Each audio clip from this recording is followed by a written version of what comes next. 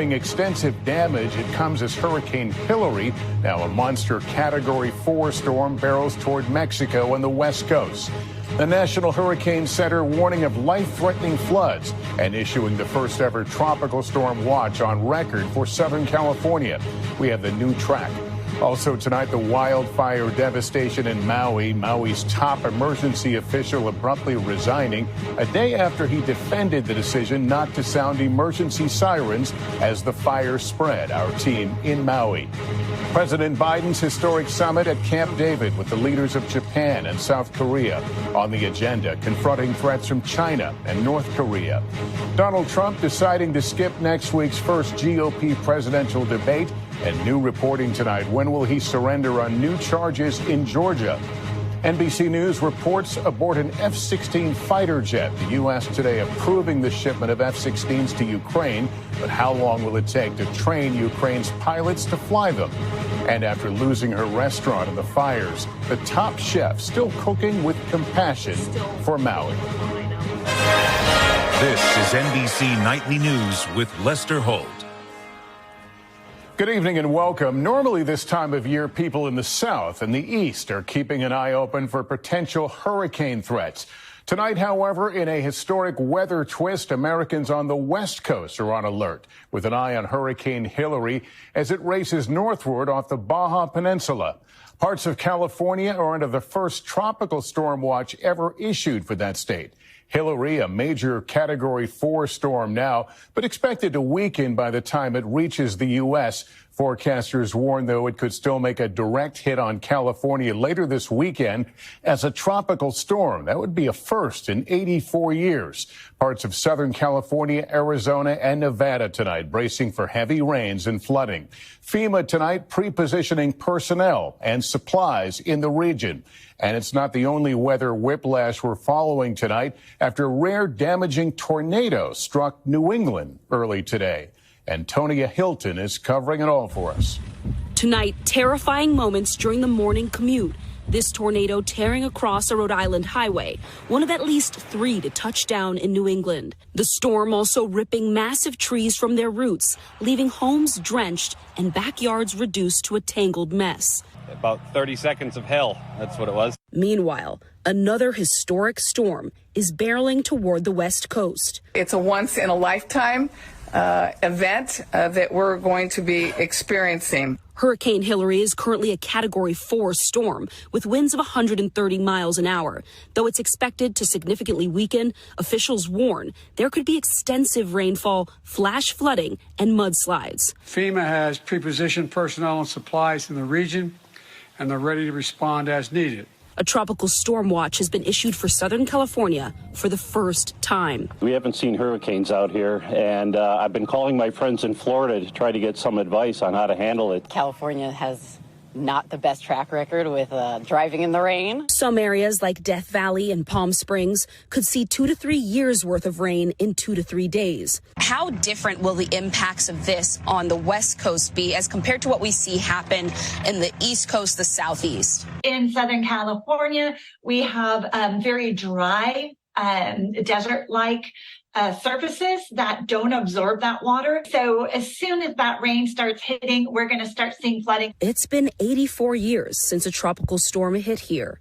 A region accustomed to fires and earthquakes, now bracing for a different kind of natural disaster. Antonia, how are officials there preparing?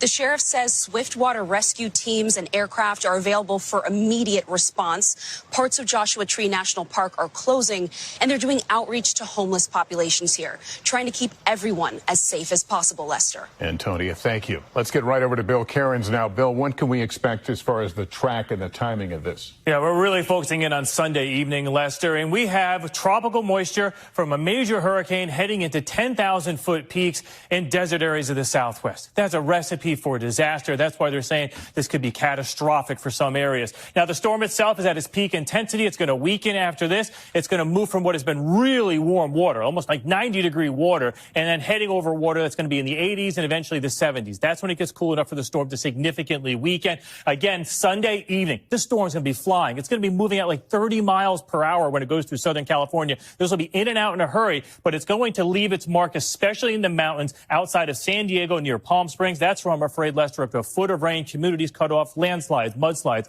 all possible. We'll be watching it throughout the weekend. Thank you, Bill. 10 days after the wildfire disaster in Maui, the island's top emergency official has resigned after criticism of his decision not to sound emergency alarms as the grim search for the missing goes on. Here's Miguel Almaguer. All right, we're going to follow squad 3 down here. As the grim search for the missing approaches its 11th day and the death toll continues to climb, tonight Maui's top emergency management official has resigned. Citing health reasons, Herman Andaya has stepped down amid withering criticism. He literally failed to sound the alarm. Do you regret not sounding the sirens? I do not. As the nation's deadliest fire in more than a century ripped through Lahaina, Andaya never activated the emergency sirens most often used for tsunami warnings, saying had he done so, he feared the public would have moved towards the fire in the hills. Counties in the state of Hawaii will tell you that sirens have not been used for brush fires. But Maui County's website lists wildfires among the very hazards sirens can be used for. The siren is instant, immediate. It's going off. Something's going on. I'm alert.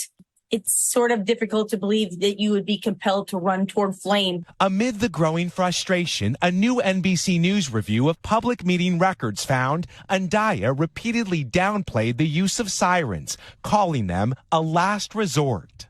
If I would have had access to that button, I would have pushed it. Do you think the sirens going off would have saved lives? I do, yeah. Andaya's resignation comes as Hawaiian Electric faces multiple lawsuits alleging the utility is to blame for igniting the fires. The power company says it doesn't comment on pending litigation, stressing the causes of the fires have not been determined. It comes as the death toll balloons to well over 100, with more than half the burn zone searched. I'm heartbroken, bro. I'm heartbroken. Words cannot explain because I keep hearing of, people I know that I care about is still unattended for. With upwards of 1,000 people still unaccounted for, the few who have been identified so far are mostly the elderly. The latest, 71-year-old Donna Gomes, known for her tough love and big heart. Perhaps closure for one family, as so many others brace for the same. I want accountability. It destroyed more than half of the people we know, and just now, we're seeing the pictures of,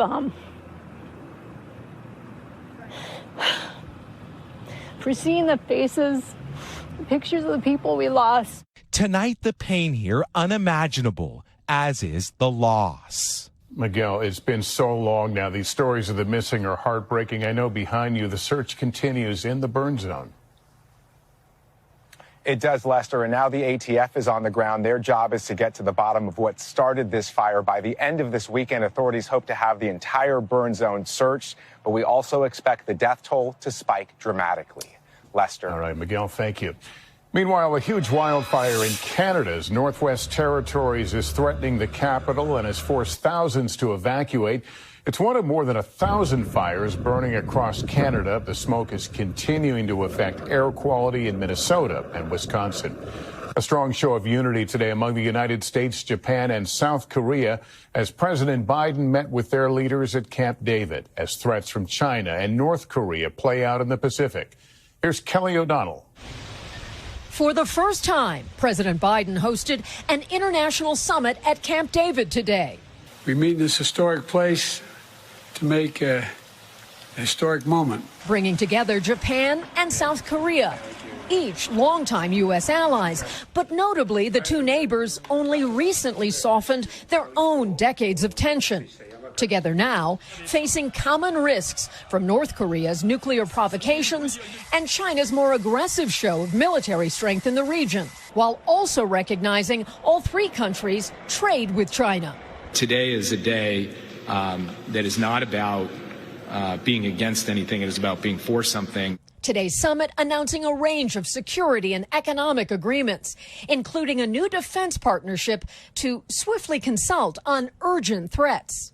That means we'll have a hotline to share information and coordinate our responses whenever there is a crisis in the region. While standing shoulder to shoulder with world leaders, a more personal matter surfaced after one full week of silence on the appointment of a special counsel investigating his son Hunter's business dealings. The president was pressed to respond. I have no comment on any investigation that's going on. That's up to the Justice Department, and that's all I have to say. Today's setting here at Camp David is itself a message about the significance of the meetings. Presidents past have also used this retreat at pivotal moments. A place that has long symbolized the power of new beginnings and new possibilities. Kelly joining us now from Camp David. Kelly, both visiting leaders acknowledged the Hawaii fires. They did, Lester. Japan and South Korea are each donating $2 million in relief efforts for Maui. And on China, President Biden says he expects to speak with Xi Jinping again this fall. Lester? All right, Kelly O'Donnell, thank you. With the first Republican primary debate days away, there's word former President Trump will skip it as we learn more about the timing of his expected surrender in Atlanta. Blaine Alexander joins us now. Blaine, what more do we know? Well, Lester, Mr. Trump will not be on that debate stage next week. That's according to two people familiar with his thinking. Instead, he's seeking a sit-down interview with Tucker Carlson. Now, this would be a snub to both the RNC and Fox News, which is broadcasting this debate. Meanwhile, we're getting new guidance tonight on when former President Trump might come to Georgia and turn himself in after being indicted here earlier this week. 3 senior law enforcement sources and officials tell NBC News that officials are preparing for the former president to come down and surrender at the Fulton County Jail late next week, no earlier than Thursday, though they stress plans have not been finalized yet. Now, remember, the district attorney here has given Mr. Trump and his 18 co-defendants until next Friday at noon to turn themselves in. Lester. Blaine Alexander, thank you. Now to Kentucky, where the second day of school came more than a week after the first in Louisville. It's because of what's being called a transportation disaster and the bus driver shortage impacting schools nationwide. Here's Maggie Vespa.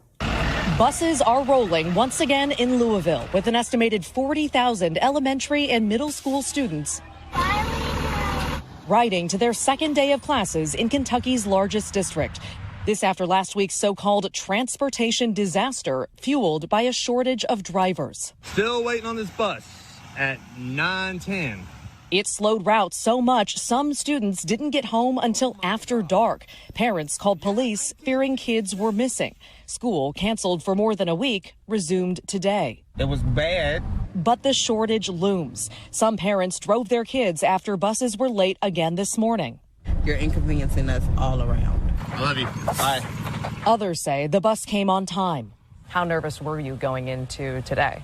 Pretty nervous. I did go out and get some air tags just so I could keep track of their backpacks. Jefferson County Superintendent notes the district has close to 600 drivers, down from 900 a decade ago. We've dramatically increased the pay over the past several years. I mean, we have bus drivers making upwards of $30 an hour. We're going to have to look at some deeper issues. For now, the district leaning on short-term fixes like cutting stops, even tapping delivery giant UPS for help streamlining routes, and soon releasing an app letting parents track a bus's location. Similar scrambles underway coast to coast, with a staggering 92% of school leaders nationwide short on bus drivers.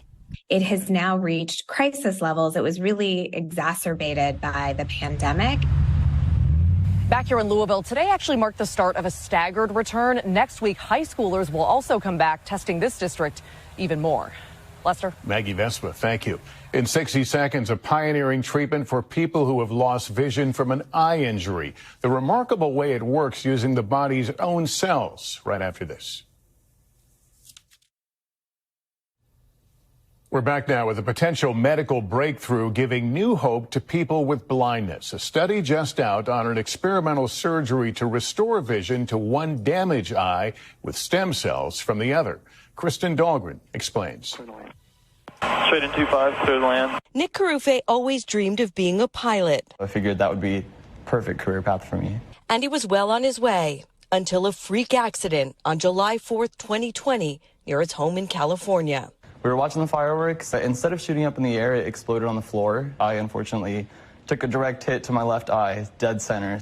The eye blinded. Thought my life was done. I didn't really know if it was going to ever get better. Until he heard about a completely new procedure being done at Mass Eye and Ear. It looks very good. Dr. Ula Yarkunis and her team pioneered a procedure they call CALIC, using stem cells to restore the cornea in the damaged eye of patients with severe injuries. It is possible to take a small biopsy of these stem cells, grow them in the laboratory, and then transplant them onto the patient's eye, taking it from healthy eye to the diseased eye. In a phase 1 study of the first 4 patients, all saw marked improvement.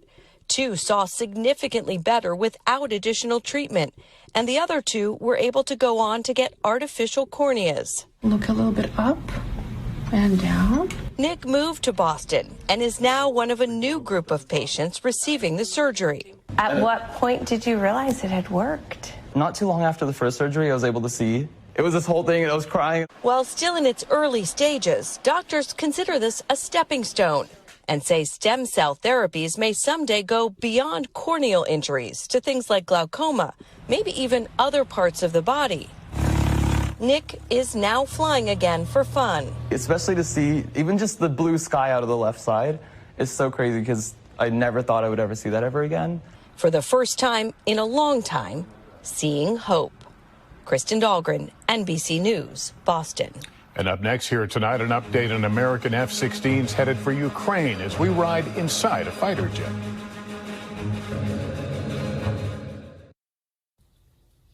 Months after President Biden pledged F-16s for Ukraine, the U.S. today gave the final okay, but it could be next year before they see action. Ellison Barber with our report from the air.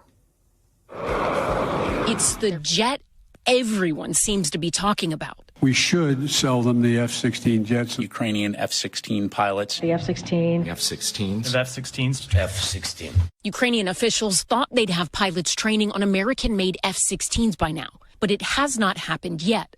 A spokesperson with Ukraine's Air Force says the first group of pilots will begin training in Denmark, but that training might not be complete before summer 2024, according to a U.S. official who spoke to NBC News on the condition of anonymity, saying Ukraine only recently submitted names of pilots who will undergo training, and over half need English language training first.